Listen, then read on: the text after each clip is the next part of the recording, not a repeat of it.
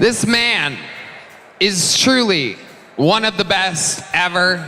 Truly one of my favorite comedians for as long as I can remember. A true New Yorker, a monster. I present to you one of my all-time favorites.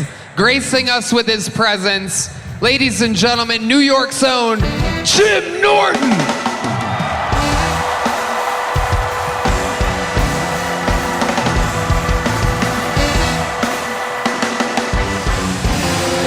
Thank you. Thank you, everybody. Very nice. You'll have to, before I start, I apologize if I move. I hurt my neck.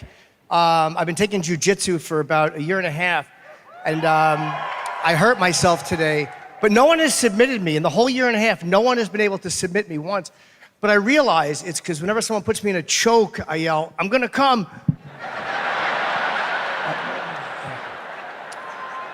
Little jiu-jitsu life hack. You want someone to let you go, just threaten to turn their black belt white. So I was reading an article this week about Jerry Sandusky. Most of you remember him. If you're too young to remember him, he would like you. There was an article last week in the Daily Mail.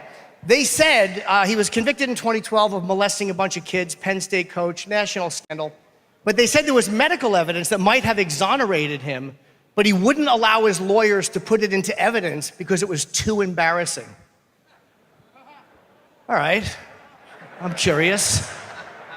Apparently he could not have had sex with all those children because he is medically impotent and his testicles are atrophied. But he wouldn't let his lawyers say that. You know, he didn't want to look bad. That's how fragile the male ego is.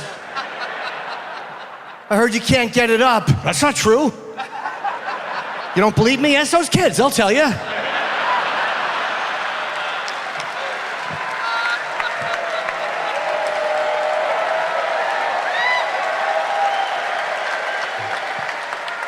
I don't understand pedophiles. I realize that's not a controversial statement. You're never gonna lose the audience saying that. What do you mean you don't get it? I just don't understand that desire. Like, I don't even like children as friends. I don't like, I'm not rude. Like, if you have kids and I go to your house, I'm not gonna ask you to keep them in the yard, but don't leave me alone with your child. Don't leave me alone with your kid. I'll explain that. That's a semicolon, not an exclamation point. Because I don't want the responsibility of entertaining your child, because I have nothing in common with a kid. My friend's got a 6-year-old, and she left me and this kid alone in the living room, and it's just fucking awkward. There's nothing to say to each other. I kept hoping he'd get the ball rolling. And I'm like, fine, it's my job, I'll talk to him. But he was a stupid, stupid boy.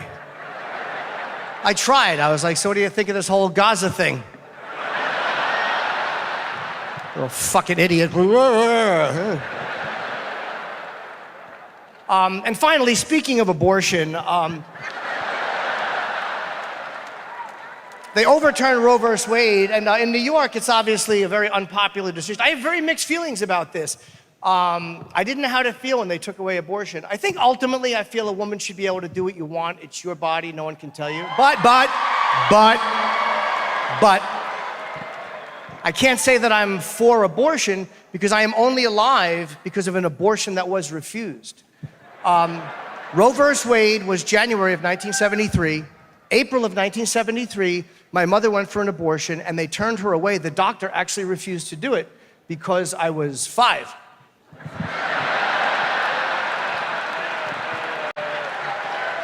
I remember it well.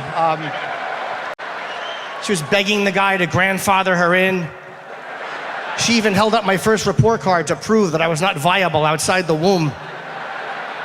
He finally just grabbed her by the shoulders and said, "Lighten up, lady, and drown this thing in the tub like everybody else does." Well, that was my set. Thanks a lot, Tony. I'm happy to be here. Shane, Joe, Red Van, Tony. Unfucking believable. Perhaps one of my favorite.